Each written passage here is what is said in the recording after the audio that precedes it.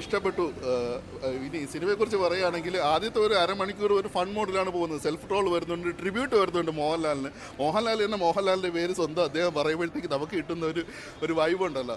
അതുപോലെ തന്നെ ഈ ട്രിബ്യൂട്ട് എന്ന് വെച്ച് കഴിഞ്ഞാൽ ഒരു വ്യത്യസ്ത ട്രിബ്യൂട്ടാണ്. പിന്നെ അതുപോലെ തന്നെ സെൽഫ് ട്രോളുകളും വരുന്നുണ്ട് അതിൻ്റെ കൂട്ടത്തിൽ തന്നെ. നമ്മൾ കഞ്ഞി എടുക്കുന്നുണ്ടോ, അല്ലെങ്കിൽ കൺകണ്ട് നിച്ചം, പിന്നെ അതുപോലെ തന്നെ വെട്ടിയിട്ട വാഴത്തുണ്ട്, അതൊക്കെ വരുന്ന ഇങ്ങനെ പോകുന്നുണ്ട്. ഒരു സാധാരണക്കാരനായ റാന്നിക്കാരനായ ഒരു ലോവർ മിഡിൽ ക്ലാസ്സുകാരനായ ഒരു നാട്ടിൻപുറത്തുകാരൻ, അതാണ് ഇദ്ദേഹത്തിന് കഥാപാത്രം ഇതിനകത്ത് അവതരിപ്പിക്കുന്നത്. ഇദ്ദേഹം ഒരു അസാധാരണമായ ഒരു സിറ്റുവേഷനിൽ ചെന്ന് പെട്ട് കഴിഞ്ഞാൽ എന്തുണ്ടാവും എന്നുള്ളതാണ്. അപ്പം നമുക്ക് സാധാരണമായിട്ട് പൊതുവെ നമുക്കൊരു തോന്നലുണ്ടാവും, ദൃശ്യമാണോ അല്ലെങ്കിൽ അതുപോലെ തന്നെ സിനിമയാണോ. അങ്ങനെയല്ല, നമ്മൾ സിനിമ കണ്ടുകൊണ്ടിരിക്കുമ്പോഴത്തേക്കും കുറച്ച് ഫാമിലി ഡ്രാമ ആകുമ്പോഴത്തേക്കും നമുക്കിപ്പോൾ പല സിനിമകളും വരും. ഇനി ഞാൻ ഫാമിലി ഡ്രാമ എന്ന് പറഞ്ഞു, ഫാമിലി ഡ്രാമയോടൊപ്പം തന്നെ ഒരു റിവെഞ്ച് സ്റ്റോറി കൂടെയാണ് ഈ ഒരു സിനിമ വരുന്നത്.